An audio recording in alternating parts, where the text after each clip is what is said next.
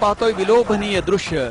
जसं जसं संध्याकाळ होते तसे अनेक गोविंदा पथकं या ठिकाणी हजेरी लावत आहेत आणि हजेरी लावण्याचं प्रमुख कारण एकच की यावेळची ही मानाची दहीहंडी आम्ही सर करणार म्हणून शिव मंदिरचे हे सगळे सहकारी प्रयत्न करतायत.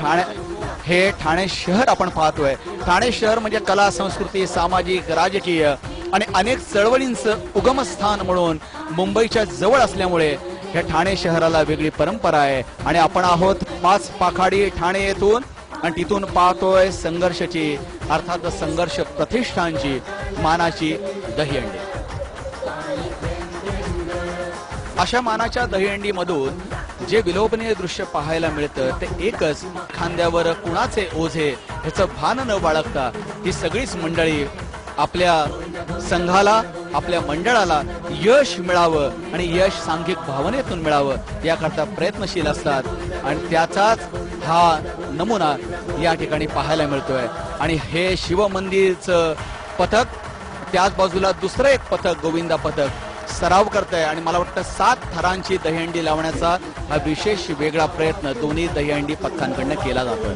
उजव्या बाजूला आपण बघतोय 8व्या थरापर्यंत वर जात आहेत. हा मला वाटतं 7 थरापर्यंतची आहे शिव मंदिराची हंडी यांनी वर सलामी दिलेली आणि सलामी देऊन हे पथक यशस्वी झालेलं आहे.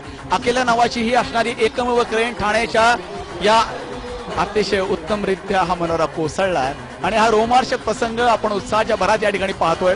कार्यकर्ते, संपूर्ण कार्यकर्ते सातत्याने पडलेल्या सगळ्या कार्यकर्त्यांना बाजूला करण्यासाठी पुन्हा सतर्क राहत आहेत आणि हजारो जण या ठिकाणी एकत्र असल्यानंतर आपण ही दहीहंडी अशीच पाहत राहणार आहोत. आपण आता घेणार आहोत छोटीशी विश्रांती.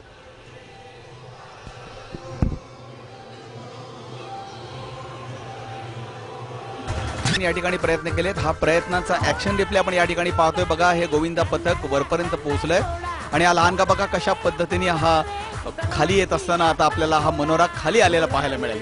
बघा या कार्यकर्त्यांनी मनोरा रचण्यामध्ये यश मिळवलं पण खाली येत असताना मात्र मनोरा कोसळला आणि मात्र कार्यकर्त्यांनी सतर्कता राहून या ठिकाणी हा उत्तम समन्वयाचं प्रदर्शन या ठिकाणी केलंय. या संपूर्ण